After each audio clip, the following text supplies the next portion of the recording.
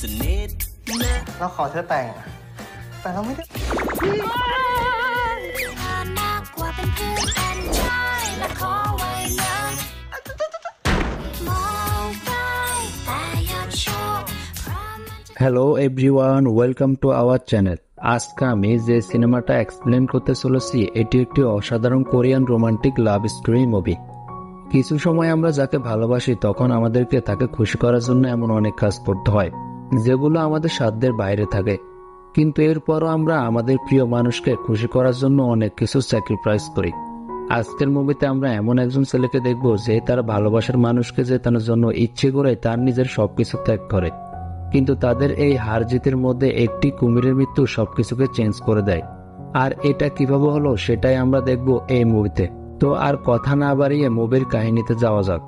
মুভিটি শুরু করার আগে যারা আমার চ্যানেলে নতুন রয়েছেন তারা প্লিজ সাবস্ক্রাইব করুন, আর যারা অলরেডি সাবস্ক্রাইব করেছেন তাদেরকে অসংখ্য ধন্যবাদ জানাচ্ছি।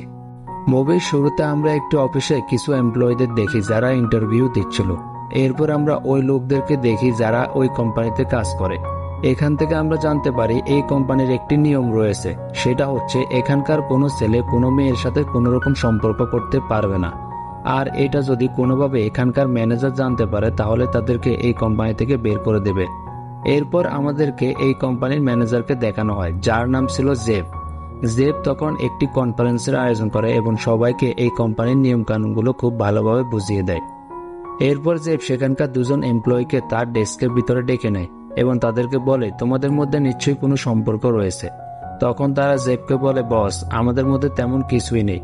তখন জেব তাদেরকে অনেক আগের একটি ছবি দেখায়, যেটা দেখার ফলে তারা দুজনে ভয়ে পুরোপুরি চমকে যায় এবং বলে বস, আমরা যেহেতু একসাথে কলেজে লেখাপড়া করেছি তাই আমাদের দুজনের মধ্যে সম্পর্ক ছিল, কিন্তু আপনি যেটা ভাবছেন মোটেও সেরকম কিছু না। তখন জেব তাদেরকে বলে যেহেতু তোমরা আগে থেকে একে অপরকে চেনো তাই তোমরা এখানে যে কোনো একজনই থাকতে পারবে, আর অপরজনকে এই কোম্পানিটাকে ছাড়তে হবে। এরপর আমাদেরকে সোয়া নামের আরো একজন ছেলেকে দেখানো হয়। সে যখন তার গাড়ির ভিতরে এন্টার করে তখন সে তার গাড়ির ভিতরে জেবকে দেখতে পায়। আর এখান থেকে আমরা জানতে পারি সোয়া হচ্ছে এই কোম্পানির একজন এমপ্লয়ি, কিন্তু জেব এবং সোয়ার মধ্যে বহুদিন ধরে রিলেশন রয়েছে। আর আজকে জেব অনেক বেশি ঘাবড়েছিল। সে তখন সোয়াকে বলে কোম্পানির রুলস ডে বাই ডে অনেক বেশি কঠোর হচ্ছে, তাই কোনোভাবে যদি আমাদের সম্পর্কের কথা এই কোম্পানিতে জানাজানি হয় তাহলে আমাদেরকে এই কোম্পানিটাকে ছেড়ে দিতে হবে। সোয়া তাকে বলে তুমি কোনো চিন্তা করো না, এরকমটা কিছুই হবে না। কিন্তু জেব তারপরে অনেক বেশি ডিস্টার্ব ছিল। সে সোয়াকে বলে এই সব কিছু তোমার জন্য হয়েছে, তুমি যদি আমাকে এগুলোতে অ্যাপ্রোচ না করতে তাহলে এগুলো কিছুই হতো না। সোয়া তখন জেবকে বলে মিথ্যা কথা বলো না, এই সব কিছু তুমিই শুরু করেছিলে, কারণ আমি যখন লিফটে করে অফিসে যেতাম তখন তুমি সবসময় আমার কাছাকাছি আসতে এবং তুমি প্রথম আমাকে প্রপোজ করেছিলে। একদিন যখন আমি অফিসের কাজের জন্য তোমার ডেস্কের ভিতরে যাই তখন তুমি আমাকে একটি কাগজ দেখিয়েছিলে যেখানে লেখা ছিল তোমার সামনে যে মেয়েটা দাঁড়িয়ে আছে সে হচ্ছে পৃথিবীর সবচেয়ে সুন্দরী মেয়ে, তোমার উচিত এই মেয়েটাকে ভালোবাসা। আর এভাবে তাদের মধ্যে খুব ভালো একটা সম্পর্ক গড়ে ওঠে। এভাবে বেশ কিছুদিন কেটে যায়। একদিন যখন সোয়া তার অফিসে লেট করে আসে তখন জেব তাকে মেসেজ করে যেখানে লেখা ছিল তুমি এটা ভেবো না, আমি তোমার বেতন কাটবো না। তখন সোয়া তাকে রিপ্লাই করে বলে তোমার যত ইচ্ছে আমার বেতন থেকে নিয়ে যেতে পারো, কিন্তু দয়া করে আমার মনটাকে নিও না। আর এভাবে তাদের সম্পর্কটা শুরু হয়েছিল, কিন্তু অফিসের রুলসের কারণে তারা এই সম্পর্কটাকে লুকিয়ে লুকিয়ে পড়ছিল। কিন্তু জেব এখন এগুলোকে মেনে নিতে পারছে না। এই জন্য সোয়াকে বলে আমাদের কাছে দ্বিতীয় কোনো অপশন নেই, তাই আমাদেরকে এখন এই সম্পর্কটাকে শেষ করতে হবে। তখন সোয়া তাকে বলে তুমি কি পাগল হয়েছো? এই সমস্যার সমাধানের জন্য আমরা কি ব্রেকআপ করে নেব? আরে বোকা, আমরা তো বিয়ে করলে সবকিছুর সমাধান হয়ে যায়। জেব তখন সোয়ার কথায় রাজি হয়ে যায়। এই জন্য তারা সেদিন রাতের ভিতরে বিয়ের সকল ব্যবস্থা করে, এমনকি কবে তাদের বিয়ে হবে সেই ডেটটাকেও ফিক্স করে। এরপর সোয়া জেবকে বলে এবার কি তুমি খুশি হয়েছ? তখন জেব সোয়াকে বলে তুমি শুধু ভয় পেয়ে পিছিয়ে যেও না। পরদিন যখন সোয়া অফিসে পৌঁছায় তখন জেবকে লিফটের ভিতরে দেখতে পায়। জেব তখন সোয়াকে বলে আমি আমাদের বিয়ের ব্যাপারে আমার পরিবারের সাথে কথা বলেছি, তারা এটা শুনে অনেক বেশি খুশি হয়েছে, আর আমাদের যখন বিয়ে হবে তখন তুমি আমার বাবার কোম্পানিতে জয়েন করবে। সোয়া এই কথা শুনে অবাক হয়ে যায়। সে তখন জেবকে বলে তোমাকে কে বলেছে আমি এই কোম্পানিটা ছেড়ে দেব? তখন জেব তাকে বলে তুমি কি ভুলে গেছো আমাদের দুজনের মধ্যে যে কোনো একজনকে এই কোম্পানিটাকে ছাড়তে হবে, আর তুমি যেহেতু আমাকে প্রপোজ করেছিলে তাই তোমাকে এখন এই কোম্পানিটাকে ছাড়তে হবে। এভাবে তাদের দুজনের মধ্যে আবারও ঝগড়া শুরু হয়। এরপর আমরা মিটিং রুমে এই কোম্পানির বসের ছেলেকে দেখি, যে সবার সাথে বিভিন্ন বিষয়ে ডিসকাস করছিল। সে সবাইকে জানায়, আমি এতদিন যাবৎ বিদেশে পড়ালেখা করেছি যাতে এই কোম্পানিটাকে ভালো একটা পর্যায়ে নিয়ে যেতে পারি, আর এই জন্য এখন আমি এই কোম্পানি সম্পর্কে জানার জন্য কিছুদিন আপনাদের সাথে সময় কাটাবো। আর আমার উপরে এই কোম্পানির কোনো রুলস অ্যাপ্লাই হবে না, কারণ এখনো আমি কোম্পানিতে জয়েন করিনি। আমি যখন ইচ্ছে যার সাথে ডেট করতে পারবো। তখন কোম্পানির বস তার ছেলেকে বলে, আচ্ছা ঠিক আছে, তুমি যতদিন পর্যন্ত না তৈরি হচ্ছ ততদিন তোমার উপরে কোনো রুলস থাকবে না। আর এখান থেকে আমরা জানতে পারি বসের ছেলের নাম হচ্ছে হাও। হাও তখন তার বাবাকে বলে, আমি কোম্পানির প্রথম ডেট জেপের সাথে করব। তখন জেপ হাওকে বলে, আপনি আমার সাথে মজা করছেন? হাও তাকে বলে, না, এটা মোটেও মজার বিষয় না। আর এখান থেকেই আমরা জানতে পারি জেপের কাজ হচ্ছে এই কোম্পানির যতগুলো এটিএম মেশিন রয়েছে সেগুলোকে পরিচালনা করা। ঠিক তখনই একটি এটিএম মেশিনের টেকনিক্যাল এরর দেখা দেয়, যার কারণে সেই টিমের ল্যাঙ্গুয়েজ জাপানিজ দেখাচ্ছিল। এই জন্য জেপ সেটাকে ঠিক করার জন্য দুজন ইঞ্জিনিয়ারকে পাঠিয়ে দেয়, কিন্তু তারা দুজনে এটিএম মেশিনকে কোনো রকমে ঠিক করে সেখান থেকে চলে আসে। এরপর আমরা রাতের বেলা পিউডি নামের একটি ছেলেকে দেখি, যে এটিএম মেশিন থেকে তার কার্ডের মাধ্যমে টাকা তুলেছিল। কিন্তু যখন সে এটিএম থেকে টাকাগুলো নিয়ে বেরিয়ে আসে তখন সে বুঝতে পারে সে যে পরিমাণে টাকা বের করতে চেয়েছে তার থেকে দ্বিগুণ বেরিয়েছে। এই জন্য সে অবাক হয়ে যায়, আর এটাকে চেক করার জন্য সে দ্বিতীয়বার টাকা বের করে, কিন্তু এবারও সেই এটিএম তাকে দ্বিগুণ পরিমাণে টাকা দেয়। এটা যখন সে বুঝতে পারে তখন সে তার কাছে যতগুলো টাকা ছিল সবগুলোকে বের করে নেয়। এরপর সে তার বন্ধুকে কল করে এই টিম সম্পর্কে জানাতে থাকে, কিন্তু তার বন্ধু যেহেতু স্টেডিয়ামে বসে খেলা দেখছিল এই জন্য তার কথাগুলোকে বুঝতে পারছিল না। তার বন্ধু যখন এটা জানতে পারে এটিএম থেকে টাকা দ্বিগুণ পরিমাণে বের হচ্ছে, তখন সে তাকে বলে, কি এটিএম থেকে টাকা দ্বিগুণ বের হচ্ছে? যার ফলে সেখানে থাকা সবাই এটিএম সম্পর্কে জেনে যায়। 5 মিনিট পর আমরা স্টেডিয়ামের ভিতরে একটা কুত্তাকেও খুঁজে পাই না। সেখানে থাকা সকল মানুষেরা তাদের টাকাগুলো দ্বিগুণ করার জন্য সেই এটিএমে চলে গেছে। এর কিছুক্ষণ পর আমরা ওই এটিএমটাকে দেখি, যার উপরে রোনালদো, মেসি, নেইমার, এমবাপ্পে এবং সকল বড় বড় স্ট্রাইকাররা পেনাল্টি শুট আউটে ছিল। আর এই ইনসিডেন্টের কারণে কোম্পানি অনেক বড় ধরনের লসের মুখে পড়ে। তখন আমরা জেপকে এবং সিনিয়র ম্যানেজারকে দেখি, যাদেরকে কোম্পানির বস এই বিষয়ে রাগারাগি করছে, কারণ তাদের উপরে এগুলোর দায়িত্ব ছিল। এরপর আমরা তাদের 3 জনকে দেখি, যারা বোঝার চেষ্টা করছে এটিএম মেশিনের ভিতরে কি হয়েছিল। তারা যখন সেখানকার একটা সিসিটিভি ক্যামেরা চেক করতে যায় তখন তারা সেখানে একটি পাখি বাসা দেখতে পায়। তখন জিপ তাকে বলে, বস, এটা মোটেও আমাদের ভুলের জন্য হয়নি, এটা হয়েছে সফটওয়্যারের কারণে, আর গতকালকে আমরা সেটাকে ঠিক করার জন্য চেষ্টা করেছি। কিন্তু বস তার কথা একদমই বিশ্বাস করে না। সে তাদেরকে বলে, আমি তোমাদেরকে 10 দিন সময় দিচ্ছি, যদি উইথড্র করা টাকাগুলোকে এই 10 দিনের ভিতরে তুলতে না পারো তাহলে তোমাদের আগামী 2 বছরের যত বোনাস রয়েছে এবং যত বেতন রয়েছে সবগুলোকে আমি আটকে দেব। এটা শোনার পর জেপ এবং ম্যানেজার দুজনেই অনেক টেনশনে পড়ে যায়। এরপর জেপ তার বসের কেবিন থেকে বেরিয়ে আসে। তখন আমরা হাউকে দেখি, সে জেপের জন্য অপেক্ষা করছিল। জেপ যখনই কেবিন থেকে বের হয় তখন সে তার সামনে একটি রোমান্টিক গান গাইতে শুরু করে এবং তাকে একটি গোলাপ দেয়, যেটা দেখার ফলে বেচারা জেপ আরো বেশি টেনশনে পড়ে যায়। এজন্য সোজা সে তার কেবিনে ঢুকে দরজা বন্ধ করে দেয়। অন্যদিকে আমরা সোয়াকে দেখি, যে সবকিছু দেখে মজা নিচ্ছিল। পরে আমরা সোয়াকে দেখি সে তার বন্ধুর সাথে টেবিল টেনিস খেলছিল। তখন তার বন্ধু তাকে বলে, মনে হচ্ছে হাওয়ের সাথে জেপের খুব একটা ভালো সম্পর্ক গড়ে উঠেছে।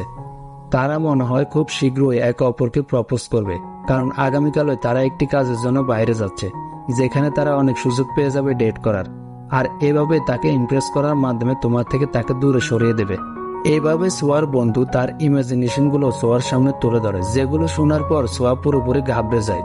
এরপর আমরা রাতে সোয়া এবং জেপকে একটি রেস্টুরেন্টের ভিতরে দেখি। তারা সেখানে লাঞ্চ করছিল, কিন্তু এখানেও তারা আলাদা আলাদা টেবিলে ছিল। তখন সোয়া জেপকে বলে, আচ্ছা, তোমরা যে কাজের জন্য যাচ্ছ সেখানে কেন তোমাকে যেতে হবে? তোমার পরিবর্তে অন্য কাউকে পাঠাচ্ছে না কেন? তখন জেপ তাকে বলে, এটা অনেক ইম্পর্টেন্ট। এজন্য সোয়া বলে, আচ্ছা ঠিক আছে, তোমার পরিবর্তে আমি যাচ্ছি। তখন জেপ তাকে বলে, তুমি এটাকে হ্যান্ডেল করতে পারবে না। জেপের এই কথা শোনার পর সোয়া তাকে বলে, তোমার কি আমাকে অকর্মণ্য মনে হয়? আচ্ছা যাও, আমি যদি কাজটাকে হ্যান্ডেল করতে না পারি তাহলে আমি জবটা ছেড়ে দেব, আর আমি যদি করতে পারি তাহলে তোমাকে এই কোম্পানিটাকে ছাড়তে হবে। তুমি কি আমার এই শর্তে রাজি আছো? তখন জেপ তাকে বলে, ওকে, আমি তোমার শর্তে রাজি আছি। এরপর আমরা সেই ছেলেকে দেখি যে প্রথমবারের মতো ওই এটিএম থেকে টাকা তুলেছিল, যার নাম ছিল পিউডি। সে টাকাগুলো দিয়ে নিজের জন্য একটি বাইক কিনেছে। আর এখান থেকে আমরা জানতে পারি পিউডির একটি গার্লফ্রেন্ড রয়েছে যার নাম হচ্ছে গব। গবের মায়ের একটি লন্ড্রি আছে যেখানে সবাই কাপড় ধুতে দেয়। যদি কখনো পিউডির কোনো মেসেজ গবকে দিতে হতো তখন সে শার্ট প্যান্টের ভিতরে চিঠি লিখে সেটাকে লন্ড্রিতে পাঠিয়ে দিত, যেটা গব কাপড় ধোয়ার সময় কাপড় থেকে বের করে নিত। আজকেও পিউডি গপের জন্য চিঠি পাঠায় যেখানে লেখা ছিল আজকে সে তাকে নিয়ে লং ড্রাইভে যাবে। কিন্তু এই বিষয়টা গবের মা জেনে যায়, এজন্য সে তাকে রাগারাগি করে, কারণ সে পিউডিকে একদমই পছন্দ করত না। তখনই হিরোর মতো এন্ট্রি করে পিউডি গবকে তার মায়ের কাছ থেকে নিয়ে যায়। অন্যদিকে আমরা সোয়াকে দেখি যে ম্যানেজারের সাথে এই কাজটার ব্যাপারে কথা বলছিল। তখন ম্যানেজার তাকে একটি কাগজ দেখায় যেখানে ওই দিন রাতে যারা টাকাগুলো উইথড্র করেছিল তাদের নাম লেখা ছিল, যেটার ভেতরে 800 লোকের নাম ছিল। এটা দেখে সোয়া পুরোপুরি ঘাবড়ে যায়। সে এতটাই ফ্রাস্ট্রেটেড হয়ে যায় সে রাগে তার গাড়ির চাবিটাকে ছুঁড়ে মারে, যেটা টানেলের ভিতরে গিয়ে পড়ে যায় যেন মরার উপর খাড়ার গা। এখন তার এই কাজটা কমপ্লিট করতে আরো বেশি প্রবলেম হবে। অন্যদিকে জেবকে দেখি সে যখন বাড়ির দিকে যাচ্ছিল তখন হাউকে আমরা তার সাথে দেখতে পাই। তখন হাউ তাকে বলে তোমাকে আমার সবার থেকে আলাদা লাগে কারণ তুমি সবার সাথে ভদ্রভাবে কথা বলো। জেব আসলে হাউকে একদমই সহ্য করতে পারে না, এই জন্য সে হাউর সামনে নাটক করতে শুরু করে। সে তখন তাকে বলে আমার এক বন্ধু আমাকে কল করেছে। এভাবে জেব বুদ্ধি খাটিয়ে হাউর কাছ থেকে নিজেকে বাঁচিয়ে নেয়। অন্যদিকে আমরা সোয়াকে একটি ট্যাক্সির ভিতরে দেখতে পাই যেটা ড্রাইভার ছিল পিউডির বন্ধু পে। তখন সোয়াকে জিজ্ঞাসা করে আপনি শহরে কি করতে এসেছেন। সোয়া তখন তাকে তার কাজ সম্পর্কে সবকিছু খুলে বলে। তখন বুঝতে পারে সোয়া এখানে সবার থেকে টাকাগুলোকে ফেরত নিতে এসেছে। সে তখন গাড়িটিকে থামিয়ে দেয় এবং সোয়াকে বলে গাড়িটার একটু সমস্যা আছে, আপনি কি পেছন থেকে একটু ধাক্কা দিতে পারবেন। তখন সোয়া গাড়িটাকে পেছন থেকে ধাক্কা দিতে যায়। এই সুযোগটাকে কাজে লাগিয়ে সেখান থেকে পালিয়ে যায়। সোয়া এই শহরে নতুন ছিল, এই জন্য তার থাকার কোনো জায়গাও ছিল না। সে তখন তার সামনে একটি বাংলো দেখতে পায়, এই জন্য সেখানে সাহায্যের জন্য চলে আসে। কিন্তু সে ওই বাংলোর চারপাশে কাউকেই দেখতে পায় না, যার ফলে সে গ্যারেজের ভিতরে ঘুমিয়ে থাকে। পরদিন যখন তার চোখ করে তখন সে গ্যারেজের ভিতরে একটি কুমিরকে দেখতে পায়। সোয়া পুরোটা রাতেই কুমিরের সাথে কাটিয়েছিল, কিন্তু সৌভাগ্যবশত এই কুমির গতকাল রাতে তার মালিক কুমিরটাকে খাবার খাইয়েছে। সেজন্য এবারের মতো সোয়া কুমিরের ডিনার হওয়া থেকে বেঁচে গেল। সোয়া কুমিরটাকে দেখে পুরোপুরি ভয় পেয়ে যায়। সে তখন কোনো রকমে ওই গ্যারেজ থেকে বেরিয়ে আসে, কিন্তু সে যখন ওই গ্যারেজ থেকে বেরিয়ে আসে তখন সেখানে ওই বাংলোর মালিক চলে আসে, যে তার উপরে গান পয়েন্ট করে। তখন আমরা সোয়াকে দেখি সে ভয়ে ডান্স দিচ্ছিল। সেই বাংলোর মালিক সোয়াকে থামানোর জন্য তার দিকে ফায়ার করে। তখন আমরা সোয়াকে দেখি যে বিদ্যুৎ গতিতে সেখান থেকে পালিয়ে যায়। অন্যদিকে আমরা পিউডিকে দেখি যে তার গার্লফ্রেন্ডকে নিয়ে ঘুরতে এসেছে। সে তার গার্লফ্রেন্ডকে বলে এই নাও, আমি আমার হৃদয়টাকে তোমাকে দিয়ে দিচ্ছি। আমার কাছে শুধুমাত্র একটি আছে, তাই এটাকে আমি সবাইকে দিতে পারবো না, কিন্তু তুমি এটাকে যত্ন করে রেখো। তখনই আমরা পেকে দেখি যে পিউডির সাথে দেখা করে এবং তাকে সোয়ার ব্যাপারে সবকিছু খুলে বলে। এগুলো শুনে পিউডি ব্যবসাকে খেয়ে যায়। সে তখন তাকে বলে আমরা এখন কি করব। অন্যদিকে আমরা সোয়াকে দেখি যে আজকে সবার থেকে ইন্টারভিউ নিতে চাইছিল।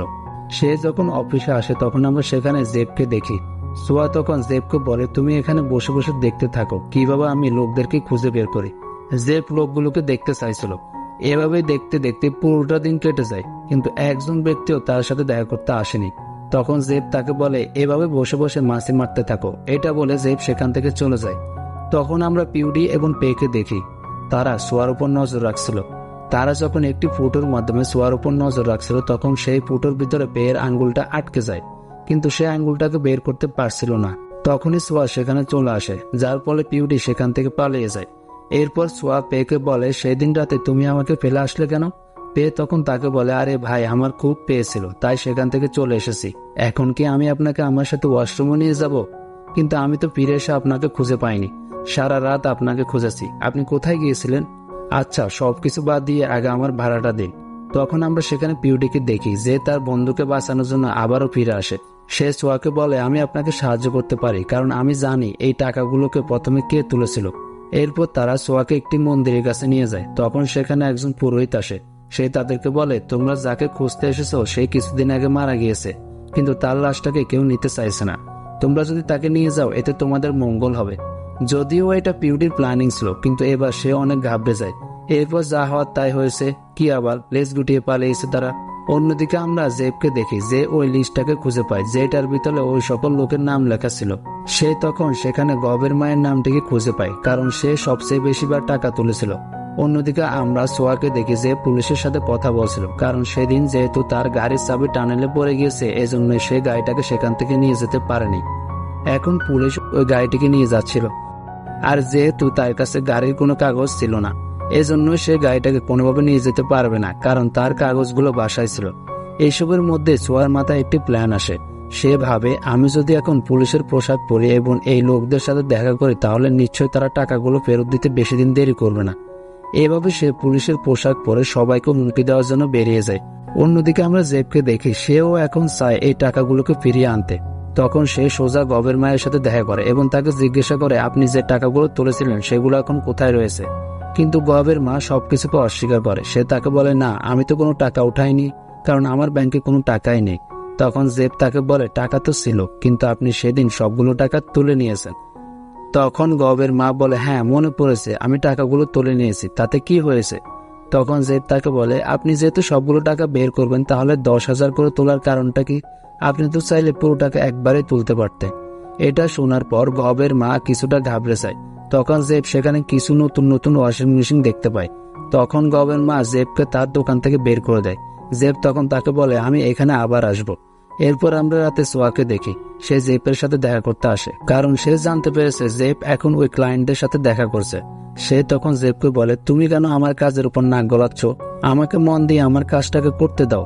তখন জেব তাকে বলে আমি তোমাকে হারাতে চাই, কারণ আমি তোমাকে কখনো জিততে দেব না। তখন সোয়া তাকে বলে এগুলো কি তুমি ঠিক করেছো? তখন জেব তাকে বলে তাহলে কি তুমি ঠিক করছো যে পুলিশের পোশাক পরে সবাইকে হুমকি দিচ্ছ? এগুলো কি ভুল না? আর আমি তোমাকে অবশ্যই হারিয়ে ছাড়বো। তখন সোয়া তাকে বলে তুমি কিভাবে আমাকে হারাও সেটা আমি দেখে নিব। এরপর সে সেখান থেকে চলে যায়। পরদিন যখন জেব তার কাজের জন্য গাড়ি নিয়ে বের হয় তখন সে গাড়িটাকে স্টার্ট করে, কিন্তু গাড়িটা এতটুকু সামনের দিকে যাচ্ছিল না। পরবর্তীতে সে যখন গাড়ি থেকে বেরিয়ে আসে তখন সে বুঝতে পারে তার গাড়িতে একটি চাকাও নেই। সোয়া চাকাগুলোকে সব খুলে ফেলেছে। তখন আমরা সোয়াকে দেখি যে গবের মায়ের সাথে দেখা করার জন্য তার বাড়িতে যায়, কিন্তু গবের মা তখন বাড়িতে ছিল না। গব তখন তাকে বলে মা পুজো করার জন্য মন্দিরে গেছে। এরপর তারা দুজনে মন্দিরের দিকে চলে যায়, যেখানে গবের মা বুদ্ধের পূজা করছিল। গব তখন সোয়াকে বলে আমার মা কখনোই অসৎ পথে টাকা ইনকাম করবে না, আর এটা প্রমাণ করার জন্য সে বৌদ্ধের কসম পর্যন্ত রাখতে পারবে। কিন্তু বেচারা গবের মা এটাকে আর নিতে পারে না। আর এখান থেকে সোয়া কনফার্ম হয়ে যায় যে গবের মা টাকা উইথড্র করেছিল। অন্যদিকে আমরা জেবকে দেখি যে এখন ট্যাক্সি খুঁজছিল। ঠিক তখনই আমরা সেখানে পেকে দেখি, সে তখন গাড়ির ভিতরে ছোট্ট একটি ব্যাগ খুঁজে পায়। সে যখন সেই ব্যাগটাকে চেক করে তখন সে বুঝতে পারে কিছুক্ষণ আগে যে প্যাসেঞ্জার তার গাড়িতে উঠেছিল সে ভুল করে ব্যাগটাকে রেখে গিয়েছে। আর এই ব্যাগের ভিতরে ছিল কিছু ব্যাংক। পে যখন ব্যাংকগুলোকে দেখে তখন সে অনেক ভয় পেয়ে যায় এবং সাথে সাথে সেখানে সেন্সলেস হয়ে পড়ে। কিছুক্ষণ পর পের যখন জ্ঞান ফেরে তখন সে নিজেকে ব্যাংকের ভিতরে দেখতে পায়। আসলে জেব তাকে সাহায্যের জন্য তার সাথে ব্যাংকে নিয়ে এসেছে, কিন্তু পে ব্যাংকে আসার কারণে অনেক বেশি ভয় পেয়ে যায় এবং সে ম্যানেজারকে বলে আমি তো এই টাকাগুলো উইথড্র করিনি আর আমি এগুলোর ব্যাপারে কিছুই জানি না। এভাবে পে সকল ঘটনা জেবের সামনে বলে দেয়। অন্যদিকে আমরা গব এবং সোয়াকে দেখি যারা কিছু ছবি তুলছিল। আসলে এখানে অনেক বড় একটি শর্ত ছিল। গবের মা সোয়াকে তখনই সাহায্য করবে যখন সে তার মেয়ের সামনে বিয়ের সাজে ছবি তুলবে, আর এই জন্য সোয়াকে এই শর্তগুলো মেনে নিতে হয়।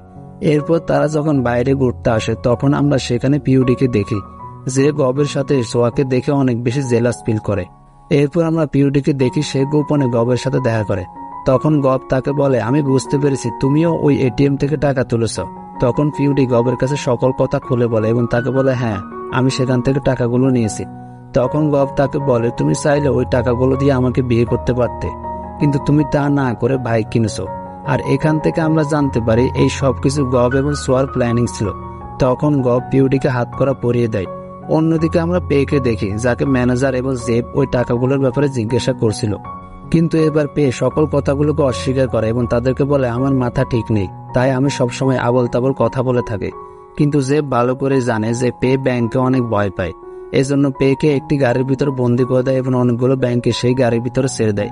আর এই জন্য শেষমেশ পেকে সকল সত্য কথাগুলো বলে দিতে হয়। আসলে এখানে জেব এবং সোয়া দুজনেই সমানভাবে এগিয়ে যাচ্ছে, কিন্তু তখন আমরা জানতে পারি এখনো তাদের এই বিপত্তি পুরোপুরি কাটেনি, কারণ এখনো পর্যন্ত ওই লিস্টের ভিতরে $10,000 ঘাটতি ছিল, যেটার হিসাব এখনো পর্যন্ত তারা মেলাতে পারছে না। তখন জেব জানতে পারে এই $10,000 তুলেছিল স্বয়ং ম্যানেজার। এই জন্য সেই ম্যানেজারকে দুটি গাড়ির মধ্যে পাঠিয়ে দেয় এবং তাকে জিজ্ঞাসা করে সত্য করে বলবে তুমি কি ওই টাকাগুলো তুলেছো কিনা। তখন ম্যানেজার তাকে বলে, হ্যাঁ আমি সেখানে টাকাগুলো তুলতে গিয়েছিলাম, কিন্তু অতগুলো মানুষের ভিড়ে আমি এটিএম পর্যন্ত পৌঁছাতেই পারিনি। আমি সেখানে পৌঁছানোর আগে সেটাকে কোম্পানি বন্ধ করে দেয়। অন্যদিকে আমরা সোয়াকে দেখি, সেও এখন জানতে পেরেছে ম্যানেজারই $10,000 উইথড্র করেছিল। সে তখন ম্যানেজারকে ফোন করে এবং তাকে বলে, আমি এখন তোমার বাড়িতে আছি, তুমি যদি সত্যি কথা না বলো তাহলে তুমি তোমার ছেলে এবং স্ত্রীকে আর কখনোই খুঁজে পাবে না। তখন আমরা ম্যানেজারের স্ত্রীকে দেখি সে সোয়ার জন্য খাবার বানাচ্ছিল। আসলে এই সিনগুলো এতটাই হাস্যকর ছিল যে এক্সপ্লেনের মাধ্যমে আপনাদেরকে বোঝাতে পারছি না, এগুলো কি আর এক্সপ্লেন করা যায়। এরপর আমরা জেবকে দেখি, সে ঘটনার বিষয়ে আরো ভালো করে জানার জন্য অনেক রাত পর্যন্ত অফিসে ছিল, কিন্তু সে তখন সেখানে কিছু একটার আওয়াজ শুনতে পায়, যার ফলে সে ভয় পেয়ে চারদিকে ভালোভাবে খুঁজতে থাকে। তখন সে রুমের ভিতরে সোয়াকে দেখতে পায়। আসলে সোয়া এখন আরো কিছু ইনফরমেশনের জন্য লুকিয়ে লুকিয়ে অফিসে এসেছে, আর এখানে তারা দুজনে আবার ঝগড়া শুরু করে। কিন্তু জেব কোনো রকমে সোয়াকে আটকে ম্যানেজারের কেবিনে ঢুকে পড়ে। পরবর্তীতে যখন ম্যানেজারের কম্পিউটার চেক করতে যায় তখন সেখানে একটি পাসওয়ার্ড দেখতে পায়। তার মানে তারা এখন ম্যানেজার আসার আগ পর্যন্ত এই কম্পিউটার থেকে কোনো রকম ইনফরমেশন নিতে পারবে না। এই জন্য তারা আবার তাদের হোটেলের দিকে ফিরে আসে। তখন আমরা সোয়াকে দেখি যে মনে মনে একটি প্ল্যানিং করছিল। সে এখন চাইছিল জেবকে কোনোভাবে বেঁধে রাখবে, যার ফলে সে আগামীকাল ম্যানেজারের সাথে দেখা করতে পারবে না, আর এভাবে সে জেবকে হারিয়ে দিবে। অন্যদিকে আমরা জেবকে দেখি সেও নিজে নিজে কিছু একটা অদ্ভুত ধরনের প্ল্যানিং করছিল। আসলে এখানে তারা দুজনে দুজনকে হারাতে চায়, কিন্তু তাদের প্ল্যানিং ছিল একই রকমের। এখন আমরা জেবকে সোয়ার রুমে দেখতে পাই, তার হাতে এক গ্লাস দুধ ছিল, আর এই দুধের ভেতরে ছিল ঘুমের ওষুধ। সোয়া যখন এটা দেখে তখন সে অনেক অবাক হয়ে যায়। সে তখন জেবকে বলে, আগে তুমি এখান থেকে কিছুটা খাও, এরপর আমি খাবো। যার ফলে জেব না চাইতেও সেখান থেকে কিছুটা পরিমাণে খেয়ে নেয়। এরপর সোয়াকে পুরোটা দুধ খাইয়ে দেয়। কিছুক্ষণের মধ্যে আমরা তাদের দুজনকে বেহুশ অবস্থায় দেখতে পাই। সেখানে দুজনেই তাদের চোখগুলোকে খুলে রাখার জন্য চেষ্টা করছিল, কিন্তু কিছুক্ষণের মধ্যেই তারা ঘুমিয়ে পড়ে। পরদিন সোয়া যখন ঘুম থেকে উঠে তখন সে দেখে জেব এখনো পর্যন্ত ঘুমাচ্ছিল। এই জন্য তাকে সে ওয়াশরুমে বন্দি করে সেখান থেকে ম্যানেজারের উদ্দেশ্যে বেরিয়ে যায়। এভাবে সে যখন ম্যানেজারের কাছে যায় তখন সে ম্যানেজারের কাছ থেকে জানতে পারে $10,000 যে ব্যক্তি উইথড্র করেছিল সে আর কেউ নয়, বরং সেই কুমিরের বাংলোর মালিক। এরপর সোয়া একটি প্ল্যান বানায় যেখানে সে চাইছিল ওই বাংলোর মালিককে এসে ভয় দেখাবে। এই জন্য একটি দোকানে গিয়ে কিছু নকল বন্দুক কিনে আনে। কিন্তু সে যখন ওই শপিং মল থেকে বের হয় তখন আমরা সেখানে কিছু পুলিশদেরকে দেখি যারা সোয়াকে অ্যারেস্ট করে। এরপর তারা তাকে জেলের ভিতরে আটকে দেয়। আর এখান থেকে আমরা জানতে পারি সোয়া যখন জেবকে ওয়াশরুমের ভিতরে বন্দি করেছিল তখন সে কোনো রকমের ওয়াশরুম থেকে বেরিয়ে আসে এবং পুলিশকে ইনফর্ম করে, যার ফলে পুলিশরা সোয়াকে অ্যারেস্ট করে। অন্যদিকে আমরা জেবকে দেখি সে ম্যানেজারের কাছে পৌঁছে যায়, কিন্তু সে যখন কম্পিউটারটাকে ওপেন করতে চায় তখন সে জানতে পারে সোয়া এখান থেকে যাবার আগে কম্পিউটারের পাসওয়ার্ডটাকে পরিবর্তন করেছে, যার ফলে তারা চাইলেও এখন আর ওটাকে ওপেন করতে পারবে না। এরপর জেব সোয়াকে কল করে এবং তাকে বলে, তুমি যদি আমাকে পাসওয়ার্ডটা বলো আমি তোমাকে বেল পাইয়ে দেব। কিন্তু সোয়া তাকে বলে, আমি এখানেই ভালো আছি। এটা বলে সে ফোনটা কেটে দেয়। তখন আমরা জেবকে এবং ম্যানেজারকে দেখি যারা বিভিন্ন রকম পাসওয়ার্ড দিয়ে কম্পিউটারটাকে ওপেন করার জন্য চেষ্টা করছিল, কিন্তু প্রতিবারই তারা ব্যর্থ হয়। তখন জেবের মাথায় একটি বুদ্ধি আসে। সে তখন পাসওয়ার্ডের ভিতরে লেখে, জেব তুমি কখনো আমাকে হারাতে পারবে না। আর এবার পাসওয়ার্ডটি কারেক্ট হয়। অন্যদিকে আমরা সোয়াকে দেখি যে নিজেকে জেল থেকে ছাড়ানোর জন্য বব এবং তার মাকে কল করে। যখন তারা সোয়াকে ছাড়ানোর জন্য থানার দিকে আসে তখন পিউডি এবং পে তাদের পিছু নেয়। এরপর যখন সোয়া জেল থেকে বেরিয়ে আসে তখন সে তাদেরকে জানায়, আমাকে এখন ওই বাংলোর মালিকের সাথে দেখা করতে হবে। কিন্তু এখান থেকে আমরা জানতে পারি ওই বাংলোর মালিক আর কেউ নয় বরং গবের বাবা, যে কয়েক বছর আগে তার মাকে ডিভোর্স দিয়েছে। তখন আমরা জেবকে দেখি সে সোয়াকে কল করে এবং তাকে বলে, আমি বাংলোর লোকটার ব্যাপারে জানতে পেরেছি, তাই তুমি এখন জিততে পারবে না। তখন সোয়া তাকে বলে, তুমি একা সেখানে যেও না, কারণ সেই লোকটি অনেক বেশি বিপজ্জনক। কিন্তু জেব তার কথা একদমই বিশ্বাস করে না। এই জন্য সে সোজা ওই বাংলোতে চলে যায়। কিন্তু সে যখন গ্যারেজে ঢুকে তখন সেই কুমিরটি সেখানে হাঁ করে বসেছিল। জেব বুঝতে পারছিল না এটা আসল নাকি নকল। এই জন্য সেটাকে চেক করার জন্য কুমিরের কাছে চলে যায় এবং কুমিরটাকে যখন চেক করছিল তখনই কুমিরটি জেগে উঠে তার উপরে হামলা করে। কিন্তু সৌভাগ্যবশত জেব এবারের মতো বেঁচে যায় এবং সে দৌড়ে গ্যারেজ থেকে বেরিয়ে আসে। সে যখন বাইরে আসে তখন সেখানে সোয়া পৌঁছে যায় এবং জেবকে জড়িয়ে ধরে তাকে জিজ্ঞাসা করে, তুমি কি ঠিক আছো? তখন জেব তাকে বলে, হ্যাঁ। গবের বাবা তাদেরকে দেখতে পায়। সে যখন তাদের উপর গান পয়েন্ট করে তখনই জেব তার হাতে থাকা বন্দুকটি দিয়ে গবের বাবার উপরে ফায়ার করে। কিন্তু তার বন্দুকটি নকল ছিল। কিন্তু ওই বন্দুকটির নকল বুলেট গবের বাবার হাতে লাগার কারণে তার বন্দুক থেকে ফায়ার হয়ে যায়, যে গুলিটা সোজা ওই কুমিরের শরীরের আগে। গবের বাবা যখন এটা দেখে তখন সে পাগলের মতো হয়ে যায়। এরপর তারা সবাই মিলে ওই কুমিরটাকে হসপিটালে নিয়ে যায়। ডক্টররা যখন ওই কুমিরটাকে দেখে তখন তারা ভয় পেয়ে যায়, কিন্তু এরপর ডাক্তাররা ওই কুমিরটাকে অপারেশন করতে রাজি হয়। দুর্ভাগ্যবশত তারা কুমিরটাকে বাঁচাতে পারে না। জেব যখন এটা জানতে পারে তখন সে অনেক কষ্ট পায়, কারণ তার জন্য এসব কিছু হয়েছে। সে যদি একা একা সেখানে না যেত তাহলে হয়তো কুমিরটা বেঁচে যেত। এরপর সে সবাইকে বলে, আপনারা আমাদেরকে অনেকভাবে সাহায্য করেছেন এবং আমাদের জন্য অনেক কিছু হারিয়েছেন, তাই আপনাদেরকে এখন আর ওই টাকাগুলোকে ফেরত দিতে হবে না, আপনারা সেগুলো রাখতে পারেন। আর এখান থেকে আমরা জানতে পারি এখানে যতগুলো লোক রয়েছে কেউ চাইলেও এখন আর ওই টাকাগুলোকে ফেরত দিতে পারবে না, কারণ তারা সেই টাকাগুলো দিয়ে কোনো না কোনো জিনিস কিনেছিল, এই জন্য তাদের কাছে এখন আর কোনো টাকাই নেই। জেব তখন সিদ্ধান্ত নেয় এখন সে নিজের থেকে এই টাকাগুলো পরিশোধ করবে। তখন সোয়া জেবকে বলে, তাহলে আমাদের ডিলের কি হবে? জেব তাকে বলে, মানুষের জীবনের থেকে কোনো কিছুই বড় হতে পারে না। এরপর তারা সেখান থেকে চলে যায়। তারা যখন হসপিটাল থেকে বাইরে আসে তখন গভ পিউডিকে থামিয়ে দেয়, আর এবার গভ পিউডিকে তার হার্টটিকে সেভাবে দেয় যেভাবে আমরা পিউডিকে এর আগে দিতে দেখেছিলাম। এভাবে আবারও তাদের দুজনের সম্পর্ক ঠিক হয়ে যায়। পরদিন আমরা জেবকে দেখি সে গাড়িতে করে অফিসে যাচ্ছিল। এরপর আমরা তার হাতে একটি নতুন ধরনের ফাইল দেখতে পাই, যেটার ভিতরে ওই লোকগুলোর নাম লেখা ছিল যারা ওই এটিএম থেকে টাকাগুলো তুলেছিল, কিন্তু এখনো পর্যন্ত তারা ওই টাকাগুলো পরিশোধ করেনি। সে তখন এই ফাইলটাকে তার বসের কেবিনে নিয়ে যায় এবং সেটাকে সেখানে রেখে দেয়, কিন্তু সে যখন বাইরে আসে তখন সে রিয়েলাইজ করতে পারে তারা এমনটা করা একদমই উচিত হয়নি। এই জন্য সে ফাইলটাকে ফেরত আনার জন্য বসের কেবিনে ফেরত আসে, কিন্তু ততক্ষণে বস ওই ফাইলটাকে পড়ে নিয়েছে এবং সিদ্ধান্ত নিয়েছে এখন তারা ওই সকল লোকদের বিরুদ্ধে কেস করবে। এরপর আমরা পেকে দেখি সে সোয়ার সাথে দেখা করে এবং তাকে বলে, তোমার ব্যাংকের মালিক আমাদের বিরুদ্ধে মামলা করার সিদ্ধান্ত নিয়েছে, এই জন্য বারবার আমাদের কাছে থানা থেকে কল আসছে।